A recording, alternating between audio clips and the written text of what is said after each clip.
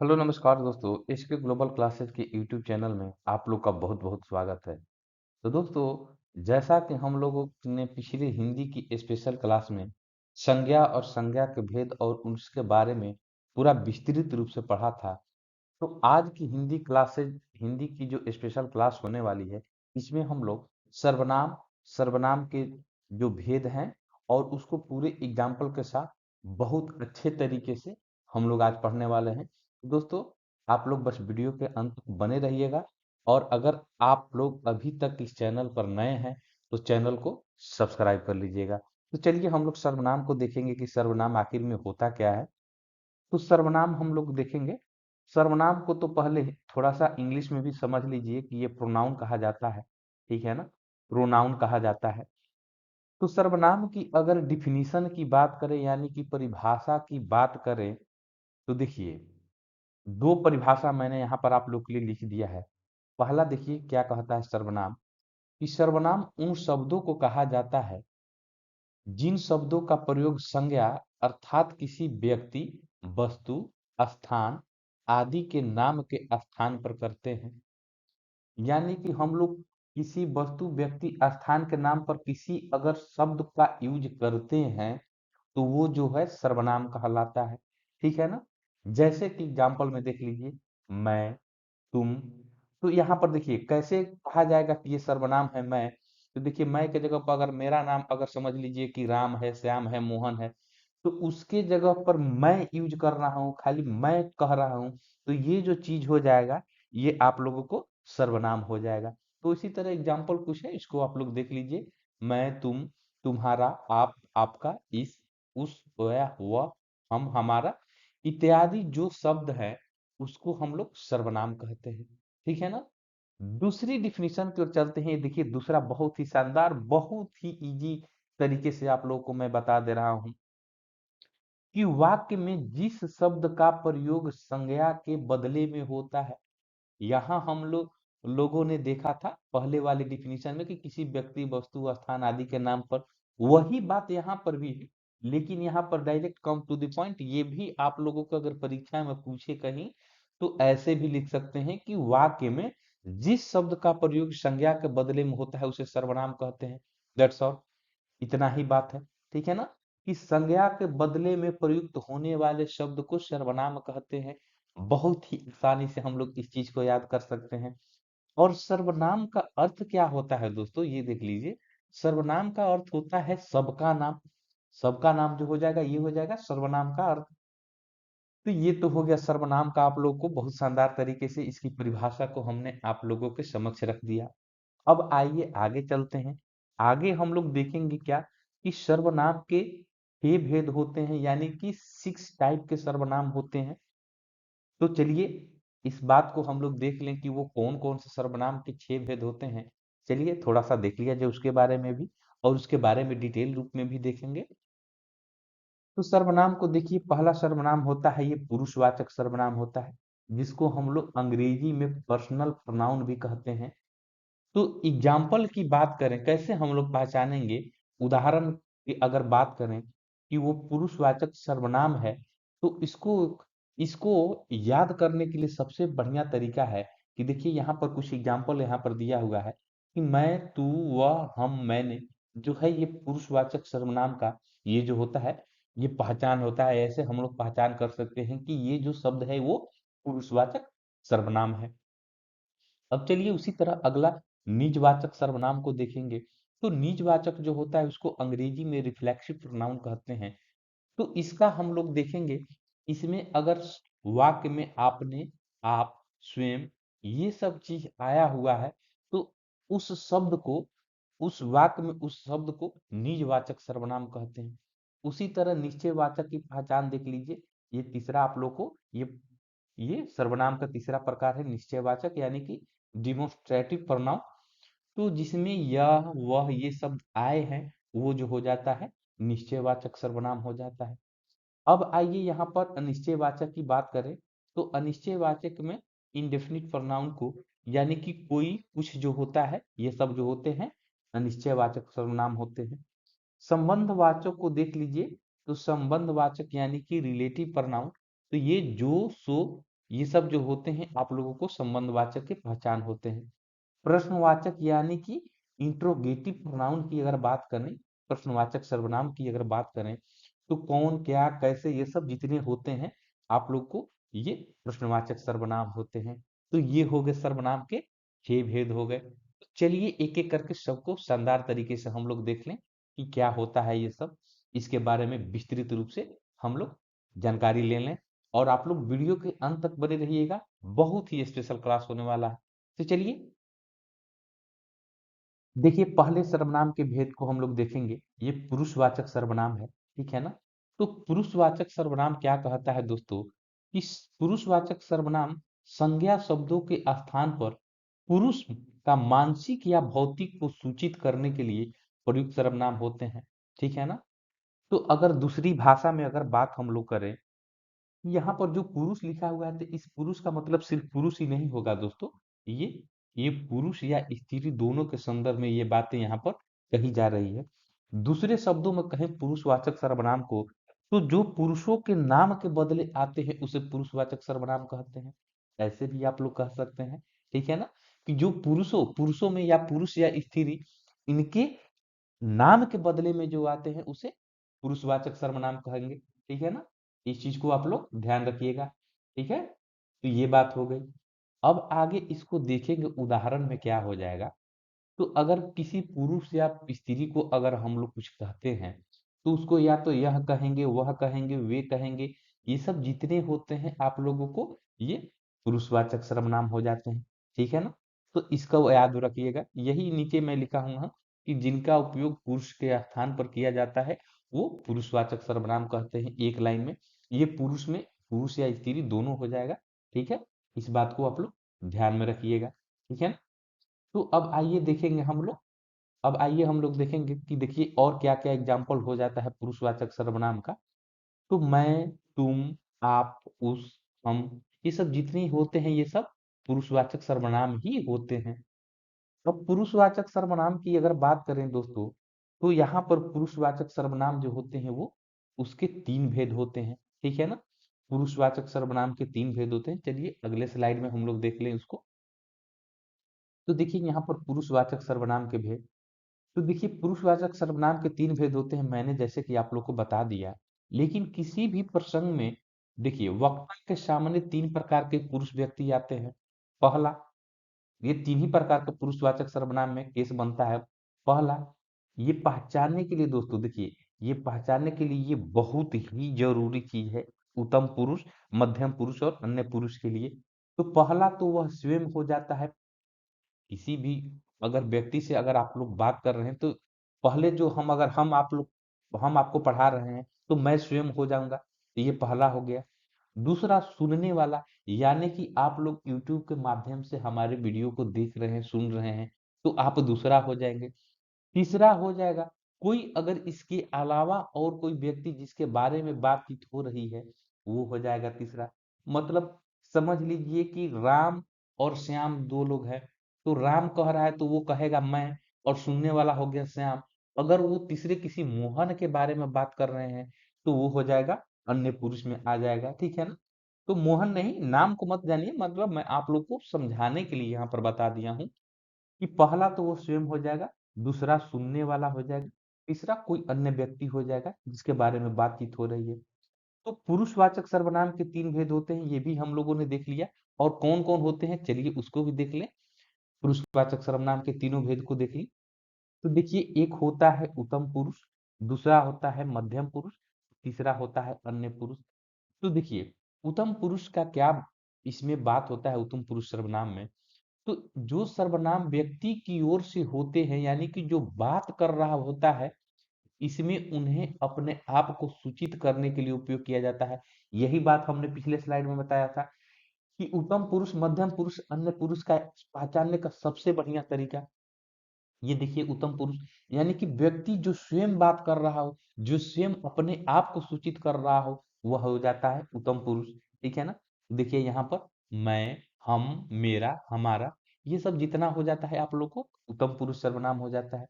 मध्यम पुरुष को हम लोगों ने पिछले स्लाइड में बताया कि जिससे बात की जा रही है, यानी कि जो हमारी बातों को सुन रहा है, तो देखिए मध्यम पुरुष की परिभाषा की बात करें तो इसमें सर्वनाम व्यक्ति के साथी या उन लोगों की ओर होते हैं जिनसे बात की जा रही है, ठीक है ना। जैसे उदाहरण, दो लोग हैं तो एक दूसरा को कहेगा कि मैं, यानी कि जो जो बोल रहा है, तुम मतलब जिसको वो बोल रहा है, तुम, तुम्हारा, आप, आपका, ये सब जितने होते हैं ये मध्यम पुरुष सर्वनाम के पहचान होते हैं या उदाहरण है, ठीक है ना। यानी कि जिससे बात की जा रही है वो हो गया मध्यम पुरुष, और जो स्वयं कह रहा है वो अपने बारे में, तो मैं, हम, वो हो गया उत्तम पुरुष। अन्य पुरुष, अन्य पुरुष भी आप लोगों को पिछले स्लाइड में बता रहा था कि उसकी पहचान के सबसे बढ़िया तरीका क्या हो जाएगा। तो देखिए यहाँ पर डिफिनीशन में, इसमें सर्वनाम व्यक्ति के बाहर किसी अन्य व्यक्ति या वस्तु की ओर होते हैं जिनसे व्यक्ति या वस्तु का संदर्भ बनाया जा रहा है। यानी कि अगर तीसरे किसी अन्य व्यक्ति की बात की जा रही है, आप दो, अगर दो लोग हैं, अगर तीसरे किसी व्यक्ति के बारे में बात कर रहे हैं या वस्तु के बारे में बात कर रहे हैं, किसी अन्य के बारे में बात कर रहे हैं, तो वो हो जाता है अन्य पुरुष सर्वनाम, ठीक है ना।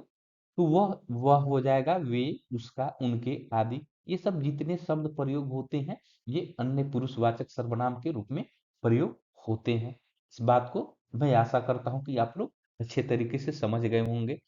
तो दोस्तों, अगर आप लोगों को वीडियो समझ में आ रही है तो इसी तरह की महत्वपूर्ण क्लासेज हमारे चैनल पर आप लोग के लिए, संपूर्ण विषय की तैयारी आप लोग को हमारे चैनल इसके ग्लोबल क्लासेज पर होता है। तो आप लोग बस चैनल को सब्सक्राइब कर लीजिए और इस वीडियो को जरूर एक लाइक कर दीजिएगा, क्योंकि ऐसे वीडियो बनाने में बहुत मेहनत लगता है जो कि आप लोग के लिए मैं लेकर आता हूँ। तो चलिए थोड़ा सा अब आगे सर्वनाम के भेद को देख लेंगे कि अगला सर्वनाम का भेद क्या होगा।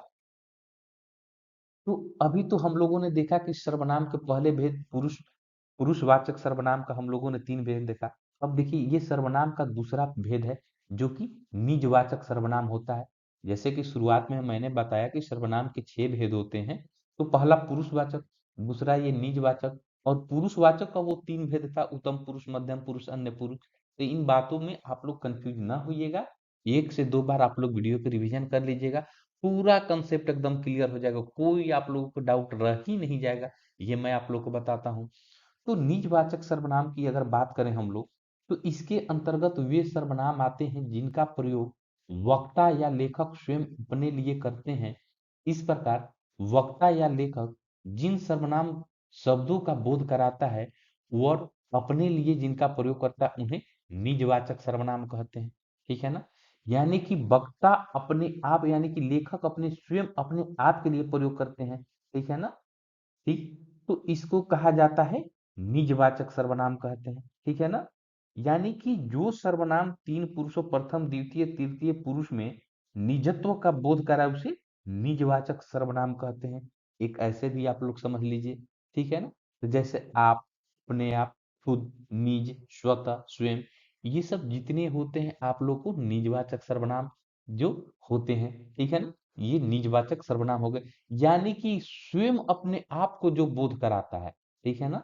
इस प्रकार वक्ता या लेखक जो होता है वो स्वयं अपने आप को, तो ये स्वयं हो गया, आप हो गया, अपने आप, ये सब जितना हो गया ये सब निजवाचक सर्वनाम के ये पहचान होते हैं, उदाहरण होते हैं। तो आप लोगों को परीक्षाओं में यही दे दिया जाता है कि आप लोग को इसको पहचानना रहता है, ठीक है। तो इस चीज को आप लोग ध्यान रखिएगा, ये निजवाचक सर्वनाम हो गया। चलिए अगले सर्वनाम के भेद की ओर चलते हैं। तो तीसरा हो जाता है ये निश्चयवाचक। दो हम लोगों ने देख लिया, पुरुषवाचक, निजवाचक देख लिया, लेकिन यहाँ पर निश्चयवाचक है। इसको ही हम लोग संकेतवाचक सर्वनाम भी कहते हैं। तो आप लोगों को कहीं से डाउट कोई ना रह जाए, आप लोग को इस तरह मैं आप लोग को ये स्लाइड बना कर लेकर आया हूँ। तो इसको देख लीजिए, परिभाषा इसका क्या होता है कि जिन सर्वनाम शब्दों से किसी निश्चित व्यक्ति व वस्तु की ओर निकटवर्ती अथवा दूरवर्ती संकेत का बोध होता है उसे निश्चयवाचक सर्वनाम कहते हैं, ठीक है ना। तो निश्चयवाचक सर्वनाम के अंतर्गत क्या आता है ये देख लीजिए।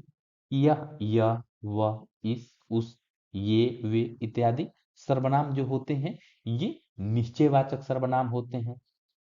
तो एक चीज यहाँ पर आप लोग, यहाँ पर देखिए, एक यहाँ पर कंफ्यूजन ये हो सकता है कि सर आपने बताया कि पुरुषवाचक सर्वनाम में भी यह, वह, ये होते हैं, और यहाँ पर निश्चयवाचक में भी आपने बता दिया कि यह वह इस उस। तो दोस्तों ये दोनों में अंतर क्या होता है, ठीक है ना, ये देख लीजिए। ठीक है, दोनों में अंतर क्या होता है ये देख लीजिए कि अगर निश्चयवाचक की बात कर दिया जाए तो यह मेरी बेटी है, यानी कि यहाँ पर वो निश्चितता का बोध हो रहा है। अगर मैं यहाँ पर लिख दी यह मेरी बेटी है या बेटा है, ठीक है ना, तो यहाँ पर जो बात किया जा रहा है ये निश्चितता का यहाँ पर बोध हो रहा है, एकदम निश्चित है कि वह मेरी बेटी है, ठीक है ना। ये हमारे टीम के सदस्य हैं, ये एग्जाम्पल रख लीजिए, ये हमारे टीम के सदस्य हैं, सदस्य हैं। तो ये यह जो हो जाएगा यह, और यहाँ पर ये जो है ये आप लोग को निश्चयवाचक सर्वनाम का बोध कराते हैं। लेकिन अगर पुरुषवाचक सर्वनाम की अगर मैं वहां पर आप लोग को मैं बताया था कि यह वह जो बताया था, तो वहां पर देख लीजिए पुरुषवाचक सर्वनाम में क्या हो जाएगा कि यह पढ़ता है, ठीक है ना, या वह पढ़ता है, वह पढ़ता है। तो इस तरह जो होता है यह और वह जो हो जाएगा ये पुरुषवाचक सर्वनाम हो जाएगा। तो मैं आशा करता हूं कि आप लोग पुरुषवाचक और निश्चयवाचक में अच्छे से अंतर को समझ गए होंगे। यानी कि यह पढ़ता है वह पढ़ता है, यहाँ पर निश्चितता का कोई बोध नहीं होता है, यहाँ पर वो स्वयं का अपना बोध कराता है, तो यह वह हो गया। लेकिन यहाँ पर यह मेरी बेटी है, यहाँ पर यह जो है निश्चितता का बोध कराता है, ठीक है ना। तो इस प्रकार एकदम बिल्कुल स्पष्ट हो जाता है कि पुरुषवाचक सर्वनाम में यह वह ये वो जो होते हैं ये किसी व्यक्ति के बदले में प्रयुक्त होते हैं, जबकि निश्चयवाचक जो सर्वनाम होते हैं यह वह जो होते हैं ये किसी व्यक्ति या वस्तु की ओर संकेत करते हैं, ठीक है ना, वे किसी व्यक्ति या वस्तु को संकेत करते हैं, ठीक है। तो ये बात भी आप लोग अच्छे तरीके से समझ गए होंगे। तो चलिए अगले प्रश्न, अगले प्रकार की ओर चलेंगे, अगले टाइप की ओर चलेंगे। हम लोगों ने 3 प्रकार देख लिया सर्वनाम का, तो अगला प्रकार की ओर चलेंगे हम लोग। अगला प्रकार देख लीजिए, यहाँ पर अनिश्चयवाचक हो गया, ये सर्वनाम का आप लोगों को, ये आप लोगों को अगला प्रकार हो गया अनिश्चयवाचक। यानी कि ऐसे शब्द जिसमें स्थान, व्यक्ति, वस्तु आदि के द्वारा निश्चितता का बोध न होता हो। निश्चयवाचक में तो हम लोगों ने देखा कि वहां निश्चितता का बोध होता ही है, लेकिन यहाँ पर नहीं जिसमें होता है न होता है, अर्थात वह शब्द जो वस्तु या पदार्थ के निश्चित होने का बोध नहीं करवाता हो, ठीक है ना, नहीं करवाता हो, वह हो जाता है अनिश्चयवाचक। जैसे कुछ, किसी, कोई, ये सब जो होते हैं ये आप लोग को अनिश्चयवाचक सर्वनाम के कुछ शब्द होते हैं। तो अगर इसका अगर एग्जाम्पल में अगर कोई आपको मैं वाक्य में बोलूं, जैसे उसने कुछ नहीं लिया, सपोज सपोज कर लीजिए उसने कुछ नहीं लिया, ठीक है। तो यहाँ पर निश्चितता का बोध जो है ये जो कुछ है यहाँ पर निश्चितता का बोध नहीं कराता है, ठीक है ना। या कभी कभी हो जाता है, कभी शब्दों में आप लोग देख लेते हैं कुछ ना कुछ, तो यहाँ पर पूरा जो है ये संपूर्ण बोध नहीं कराता है, एक निश्चित बोध नहीं कराता है, वो जो हो जाता है अनिश्चयवाचक सर्वनाम होता है। तो ये सब जो होते हैं पर कुछ ना कुछ, कोई ना कोई, ये सब जितने होते हैं मैं लिख दे रहा हूँ, कोई ना कोई, कुछ ना कुछ, यानी कि सब कुछ, ये सब जितने हो गए आप लोगों को ये अनिश्चयवाचक सर्वनाम में ये कभी कभी बेइज्जती हो जाते हैं, हर कोई, ठीक है ना। तो इसमें निश्चितता नहीं होती है, कोई एक निश्चित आदमी का बोध नहीं होता है या वस्तु का बोध नहीं होता है, ठीक है ना, वो बोध नहीं करवाता है, ठीक है। तो ये बात हो गई आपको अनिश्चयवाचक सर्वनाम की। तो यहाँ पर वाक्य के माध्यम से भी बता दिया। एक और एग्जाम्पल को अगर लिया जाए तो ये समझ लीजिए कि जैसे मैं एग्जाम्पल दे दे रहा हूँ कि कोई आ गया तो क्या करोगे, कोई आ गया तो क्या करोगे। तो इसमें देख लीजिए कि यहाँ पर कोई जो है ये आप लोग को अनिश्चयवाचक सर्वनाम है, क्योंकि कोई आ गया ये निश्चित नहीं यहाँ पर करार है कि कौन आ गया, राम आ गया कि मोहन आ गया कि सीता आ गई कि गीता आ गई कि कौन आ गया। कोई आ गया तो क्या करोगे, उसने कुछ खा लिया, ये पहला जो आप लोग को वाक्य बताया था। तो कुछ का मतलब यहाँ पर ये पदार्थ का बोध नहीं कर रहा है कि उसने चावल खाया कि दाल खाया कि सब्जी खाया, क्या खाया, ये अनिश्चितता यहाँ पर बनी रहती है। तो ये अनिश्चयवाचक सर्वनाम के ये बोध कराते हैं। ठीक है? तो मैं आशा करता हूँ कि ये बातें भी आप लोगों को अच्छे तरीके से समझ में आ गया होगा। चलिए अगले प्रकार की ओर चलेंगे। नेक्स्ट, ये सर्वनाम का अगला टाइप है आप लोगों को कि संबंधवाचक सर्वनाम। ठीक है ना? ये संबंधवाचक सर्वनाम। तो आप लोग को नाम देखकर ही स्पष्ट हो रहा होगा कि ये जो पांचवा ये सर्वनाम का प्रकार है संबंधवाचक सर्वनाम, तो इसका जो प्रयोग होता है ये किसी वस्तु या व्यक्ति का संबंध बताने के लिए किया जाता है। जो शब्दों का प्रयोग, वैसे शब्द जो होते हैं संबंधवाचक सर्वनाम कहलाते हैं। यानी कि जिन शब्दों का प्रयोग किसी वस्तु या व्यक्ति के संबंध बताने के लिए किया जाए, वो शब्द जो हो जाते हैं आप लोग को संबंधवाचक सर्वनाम कहलाते हैं। संबंधवाचक सर्वनाम का प्रयोग दोस्तों दो शब्दों को जोड़ने के लिए भी किया जाता है। ये महत्वपूर्ण बात भी आप लोग याद रखिएगा। जैसे एग्जाम्पल में, जैसे, जिसका, जो कि, जो, सो, जितना, उतना, ये सब जितने होते हैं आप लोग को संबंध जोड़ने में और आप वाक्यों को, दो वाक्यों को जोड़ने में किए जाते हैं। अगर इसका उदाहरण की बात किया जाए कि सर एक उदाहरण बता दीजिए, तो देखिए यहाँ पर जो आया है, देखिए मैं ऐसे लिख दे रहा हूँ, जो करेगा वह भरेगा। ठीक है ना? जो करेगा वह भरेगा। तो यहाँ पर ये जो है ये आप लोगों को संबंध बताएगा। ठीक है ना? ये संबंध बताता है जो करेगा, यानी कि ये किसी वस्तु या व्यक्ति के संबंध बताने के लिए जो करेगा उसके लिए संबंध है ये। लेकिन यहाँ पर वह जो है, यहाँ पर वह जो है ये आप लोग को हो जाएगा, ये क्या हो जाएगा, तो ये संज्ञा हो जाएगा। ठीक है ना? क्योंकि वह जो हो जाएगा वह भरेगा, वह जो है यहाँ पर संज्ञा का बोध कराता है। जो करेगा वह भरेगा, तो ये जो हो जाएगा वह यहाँ पर संज्ञा का बोध कराएगा, लेकिन यहाँ पर जो है ये संबंधवाचक सर्वनाम का बोध कराएगा। ठीक है ना? तो ऐसे ही जो सो जितने आते हैं आप लोगों को, ये ऐसे शब्द आते हैं, जो सो, जैसे तैसे, ये सब जितने हैं आप लोगों को ये संबंधवाचक सर्वनाम के बोध कराते हैं। ठीक है ना? ऐसे शब्द जो है वो संबंधवाचक सर्वनाम कहलाते हैं।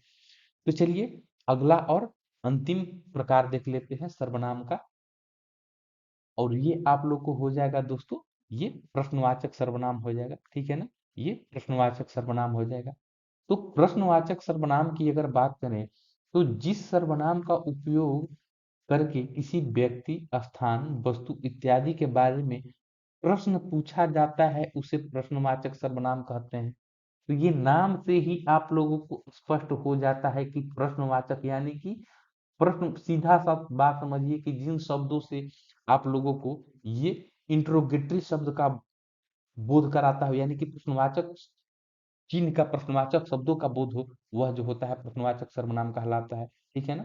तो प्रश्नवाचक सर्वनाम के कुछ उदाहरण देख लीजिए, जैसे कौन, किसका, क्या, किसने, कैसे, कब, क्यों, कहाँ, इसलिए, ये जो होते हैं ये प्रश्नवाचक सर्वनाम की ये उदाहरण है। ठीक है ना?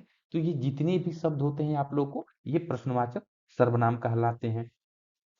अगर इसका थोड़ा सा, अगर एक दो वाक्य में लिख दूं, तो जैसे कौन आया था, कौन गया था, ठीक है ना?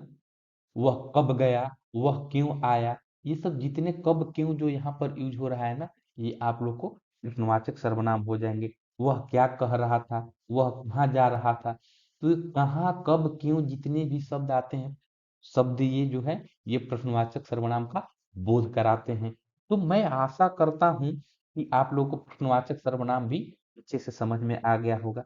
एक बार और मैं सरल भाषा में बता दूं कि प्रश्न करने के लिए प्रयुक्त होने वाले सर्वनाम शब्दों को, यानी कि जिन जिन शब्दों से प्रश्न करने का बोध होता है, प्रश्न करने के लिए प्रयुक्त होने के लिए जो शब्द प्रयुक्त होते हैं, वो लोग को प्रश्नवाचक सर्वनाम कहलाते हैं।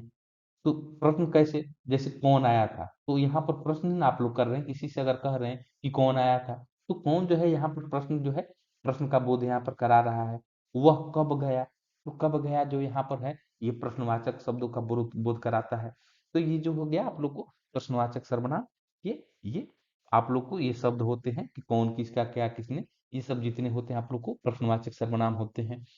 तो मैं आशा करता हूं कि इन सर्वनाम के जो आप लोगों को 6 भेद थे, 6 भेदों को मैंने आप लोग को अच्छे तरीके से बता दिया। अगर इसके बावजूद भी अगर आप लोग को कहीं किंतु परंतु डाउट हो, तो आप लोग मुझे कमेंट बॉक्स में जरूर कमेंट कीजिए, और इस क्लास के बारे में जरूर लिखिए कि आज का क्लास आप लोग को कैसा लगा। क्योंकि दोस्तों आप लोग कमेंट करते हैं तो उससे मुझे मोटिवेशन मिलती है, उससे मुझे अगला वीडियो बनाने के लिए मोटिवेशन प्रदान होता है। तो दोस्तों आप लोग वीडियो को लाइक, शेयर और कमेंट करना ना भूलिएगा। और अगर अभी तक आप हमारे चैनल पर नए हैं, ठीक है ना? अगर नए हैं तो भाई चैनल को आप सब्सक्राइब कर लीजिएगा, क्योंकि ये आप लोगों को हमेशा महत्वपूर्ण अपडेट हमारे चैनल पर अति महत्वपूर्ण वीडियो हमेशा आप लोग के लिए आते रहता है, आप लोग की प्रतियोगी परीक्षाओं की तैयारी के लिए। तो इन सब के लिए आप लोग हमारे चैनल को जरूर सब्सक्राइब कर लीजिएगा। और आज के लिए दोस्तों बस इतना ही। एक और नया वीडियो लेकर आप लोग के समक्ष में उपस्थित हूँगा। तब तक से आप लोगों से मैं आज्ञा लेना चाहूँगा। जय हिंद दोस्तों।